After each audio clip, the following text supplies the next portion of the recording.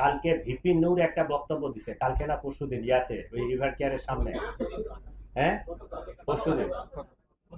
ওনার বক্তব্যটা আমার খুবই পছন্দ হয়েছে, আই স্যালিউট হিম। সে একজন নেতা হিসেবে বক্তব্যটা দিছে। এখন জুলাই যোদ্ধা এক হাদি না, হাজারো লক্ষ জুলাই যোদ্ধা আছে। এই লক্ষ জুলাই যোদ্ধার ইন্ডিভিজুয়াল সিকিউরিটি নিশ্চিত করা প্রায় অসম্ভব।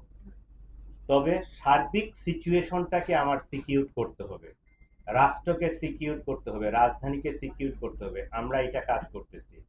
এবং যাদের এইরকম, যারা হাই প্রোফাইল, যাদের স্পেসিফিক এই ধরনের সিকিউরিটি থ্রেট আছে, তাদেরটা নিয়ে আমরা অ্যানালাইসিস করতেছি। তাদেরকে আমরা খুব কাছাকাছি, তাদের সাথে কোনো সিকিউরিটি অ্যারেঞ্জমেন্ট করা যায় কিনা, এটা অলরেডি আমরা প্রক্রিয়া চলতেছে।